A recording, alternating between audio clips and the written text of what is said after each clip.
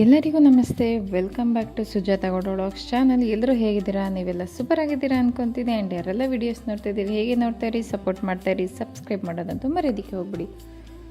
ನೋಡಿದ ತಕ್ಷಣ ಬಾಯಲ್ಲಿ ನೀರು ಬರೋ ಐಟಮು ಅಂದರೆ ಈ ಉಪ್ಪಿನಕಾಯಿ ಒಂದೇ ನೋಡಿ ಅಲ್ವಾ. ಬನ್ನಿ, ನನಗಂತೂ ನೋಡ್ತಾ ಇದ್ದಂಗೆ, ವಿಡಿಯೋ ನೋಡ್ತಿದ್ದಂಗೆ ಬಾಯಲ್ಲಿ ನೀರು ಬರ್ತಾಯಿದೆ. ಸೂಪರಾಗಿ ಸಿಂಪಲ್ಲಾಗಿ ಕಡಿಮೆ ಇಂಗ್ರೀಡಿಯೆಂಟ್ನ ಬಳಸಿ ತಿಂಗಳಾರುಗಟ್ಟಲೆ ಇಡುವಂಥ ಒಂದು ಸೂಪರಾಗಿರುವಂಥ ಒಂದು ಉಪ್ಪಿನಕಾಯಿ ರೆಸಿಪಿನ ತೋರಿಸ್ತಾ ಇದ್ದೀನಿ. ಅದು ನಿಂಬೆಹಣ್ಣಿನ ಉಪ್ಪಿನಕಾಯಿ. ನೋಡಿ, ನಾನಿಲ್ಲಿ ಒಂದು 10-12 ನಿಂಬೆಹಣ್ಣನ್ನು ತೊಗೊಂಡಿದ್ದೀನಿ. ಚೆನ್ನಾಗಿ ಹಣ್ಣಾಗಿರುವಂಥ ನಿಂಬೆಹಣ್ಣನ್ನು ನಾನಿಲ್ಲಿ ಬಳಸ್ತಾ ಇದ್ದೀನಿ. ನೀವು ಸ್ವಲ್ಪ ಕಾಯಿ ಇರೋ ಥರದನ್ನು ಸಹ ಬಳಸ್ಬೋದು. ನಿಂಬೆಹಣ್ಣನ್ನು ಮೊದಲಿಗೆ ಚೆನ್ನಾಗಿ ವಾಶ್ ಮಾಡಿಕೊಂಡು, ಅದಾದ ನಂತರ ಒಂದು ಕಾಟನ್ ಬಟ್ಟೆನಲ್ಲಿ ನೀರಿನ ಅಂಶ ಒಂಚೂರು ಇರಬಾರ್ದು, ಆ ಥರ ನೀಟಾಗಿ ಒರೆಸಿ ಇಟ್ಕೊಂಡಿದ್ದೀನಿ. ಈಗ ಒರೆಸಿ ಇಟ್ಟಿರೋವಂಥ ನಿಂಬೆಹಣ್ಣ ಈ ಥರ ಹೋಳುಗಳನ್ನಾಗಿ ಕಟ್ ಬಂದಿದ್ದೀನಿ ನೋಡಿ. ನೀವು ಒಂದು ನಿಂಬೆಹಣ್ಣಲ್ಲಿ 4 ಪೀಸ್ ಆದರೂ ಮಾಡ್ಬೋದು, ಅಥವಾ 6 ಪೀಸನ್ನಾದರೂ ಸಹ ಮಾಡಬಹುದು. ನಿಮಗೆ ಯಾವ ರೀತಿ ಬೇಕೋ ಆ ರೀತಿ ಕಟ್ ಮಾಡ್ಕೊಳ್ಳಿ. ಈಗ ನೋಡಿ, ಕಟ್ ಮಾಡಿ ಇಟ್ಕೊಂಡಿದ್ದೀನಿ ನನ್ನ ಸೈಡಲ್ಲಿ. ಈಗ ಹೇಗೆ ಮಾಡೋದು ಅಂತ ನೋಡೋಣ ಬನ್ನಿ. ನಾನಿಲ್ಲಿ ಉಪ್ಪಿನಕಾಯಿ ಮಾಡೋದಕ್ಕೆ ಅಂತೇಳಿ ಗ್ಲಾಸ್ ಜಾರನ್ನು ತೊಗೊಂಡಿದ್ದೀನಿ. ನೀವು ಗ್ಲಾಸ್ ಜಾರನ್ನೇ ಬಳಸಬೇಕು ಅಂತೇನಿಲ್ಲ. ಈ ಥರ ಪಿಂಗಾಣಿದು ಸಹ ಪಕ್ಕದಲ್ಲೇ ಕಾಣಿಸ್ತಿದೆ ಅಲ್ವಾ, ಪಿಂಗಾಣಿ ಜಾರನ್ನು ಸಹ ನೀವು ಬಳಸ್ಬೋದು. ನೋಡಿ, ಮೊದಲಿಗೆ ನಾನು ಗ್ಲಾಸ್ ಜಾರ್ಗೆ 2 ಹಿಡಿಯಷ್ಟು ನಿಂಬೆಹಣ್ಣಿನ ಹೋಳುಗಳನ್ನ ಹಾಕ್ತಾಯಿದ್ದೀನಿ. ಈಗ ಅದಕ್ಕೆ 1 ಹಿಡಿಯಷ್ಟು ಉಪ್ಪನ್ನು ಹಾಕ್ತಾಯಿದ್ದೀನಿ.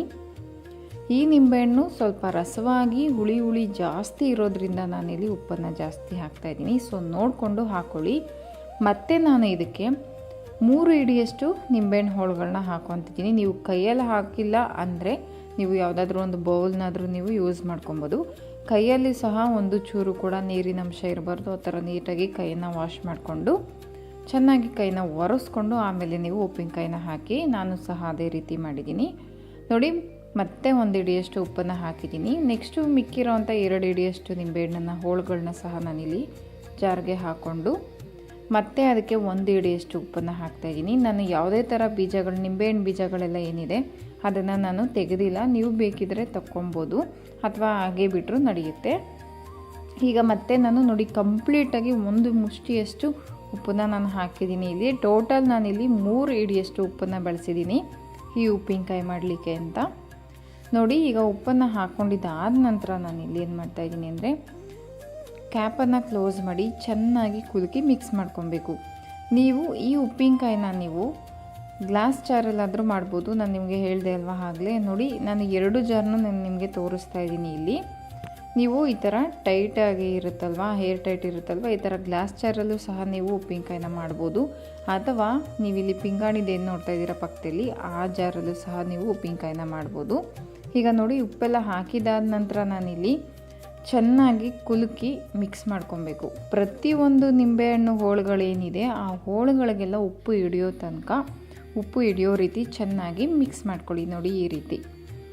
ಈಗ ಇದು ಮಿಕ್ಸ್ ಮಾಡ್ಕೊಂಡಿದ್ದಾದಮೇಲೆ ಒಂದು 3 ದಿವಸ ಆದರೂ ಅಥವಾ 2 ದಿವಸ ಆದರೂ ಇದನ್ನು ಮುಟ್ಲಿಕ್ಕೆ ಹೋಗಬಾರ್ದು. ಅದನ್ನು ಹಾಗೆ ಬಿಟ್ಬಿಡಬೇಕು. ಒಂದು ಸೈಡಲ್ಲಿ ಇಟ್ಟು ಚೆನ್ನಾಗಿ ನಿಂಬೆಹಣ್ಣು ಹೋಳುಗಳೇನಿದೆ ಅದು ಉಪ್ಪಲ್ಲಿ ಚೆನ್ನಾಗಿ ಬೇಯಬೇಕು. ಆ ರೀತಿ ನೀವು ಇಟ್ಬಿಡಬೇಕು. ನಾನು 2 ಡೇಸ್ ಇಟ್ಟಿದ್ದೀನಿ ನೋಡಿ, 3 ಡೇಸ್ ಇಟ್ಟಿದ್ದೀನಿ ನಾನು. ನೋಡಿ ಎಷ್ಟು ಚೆನ್ನಾಗಿ ಉಪ್ಪಲ್ಲಿ ನಿಂಬೆಹಣ್ಣು ಬೆಂದಿದೆ ನೋಡಿ, ನೋಡ್ತಾ ಇರ್ಬೋದು ನೀವೇ.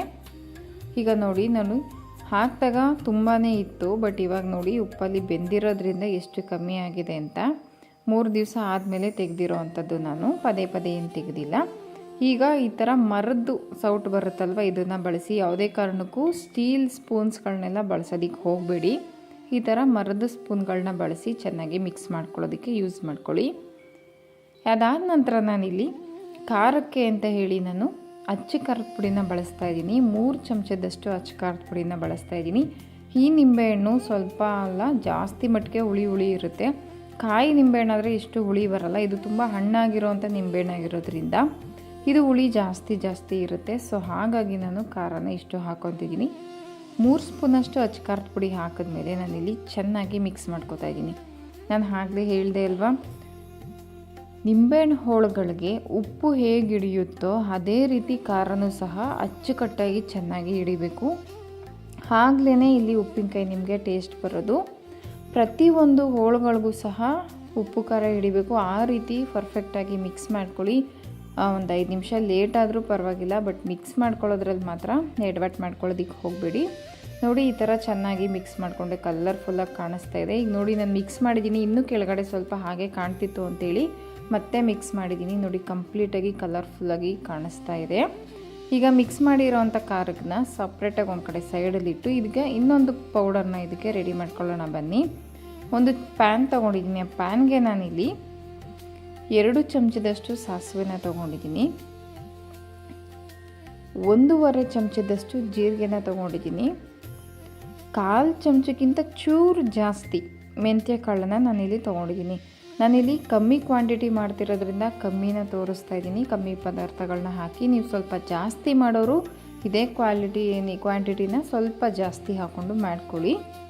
ನಾನಿಲ್ಲಿ ಕಮ್ಮಿ ಮಾಡ್ತಿರೋದ್ರಿಂದ ಇಷ್ಟಿಷ್ಟು ತೋರಿಸ್ತಾ ಇದ್ದೀನಿ. ಈಗ ನೋಡಿ ಇದನ್ನು ಚೆನ್ನಾಗಿ ಡ್ರೈ ರೋಸ್ಟ್ ಮಾಡ್ಕೊಂಡು ಬರೋಣ. ಎಷ್ಟು ಚೆನ್ನಾಗಿ ಡ್ರೈ ರೋಸ್ಟ್ ಮಾಡಬೇಕಂದ್ರೆ ಈ ಸಾಸಿವೆ ಜೀರಿಗೆ ಎಲ್ಲ ಚಿಟಪಟ ನೋಡ್ತಾ ಇದ್ದೀರಲ್ವ ಸ್ಕ್ರೀನ್ ಮೇಲೆ, ಈ ಥರ ಚಿಟಪಟ ಅನ್ನೋ ರೀತಿ ಚೆನ್ನಾಗಿ ಫ್ರೈ ಮಾಡ್ಕೊಂಬರ್ಬೇಕು. ಮೆಂತ್ಯ ಎಲ್ಲ ಕಲರ್ ಚೇಂಜ್ ಆಗಿರಬೇಕು.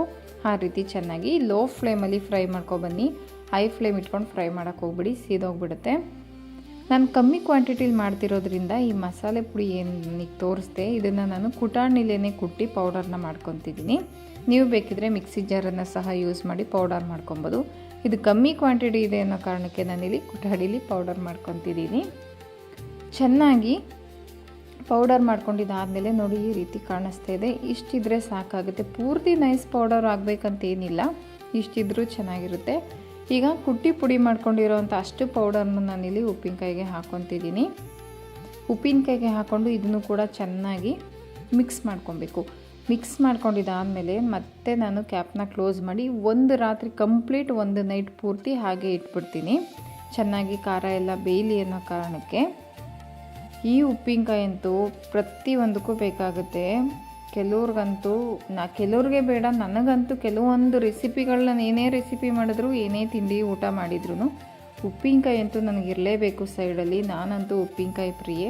ನಂತರ ಯಾರೆಲ್ಲ ಉಪ್ಪಿನಕಾಯಿ ಪ್ರಿಯರಿದ್ದೀರಾ ಗೊತ್ತಿಲ್ಲ, ನೀವು ಕೂಡ ಒಂದು ಸಾರಿ ಟ್ರೈ ಮಾಡಿ ನೋಡಿ. ನೆಕ್ಸ್ಟ್ ಡೇ ಆದಮೇಲೆ ನಾನಿಲ್ಲಿ ಉಪ್ಪಿನಕಾಯಿ ಬಾಟಲ್ನ ಓಪನ್ ಮಾಡಿದ್ದೀನಿ. ಕರೆಂಟ್ ಇಲ್ಲದೆ ಇರೋ ಕಾರಣ ಸ್ವಲ್ಪ ಡಲ್ಲಾಗಿ ಕಾಣಿಸ್ತಾ ಇದೆ, ಬಟ್ ನೋಡಿ ಕಲರ್ ಅಂತೂ ಸಖತ್ತಾಗಿ ಕಾಣಿಸ್ತಾ ಇದೆ.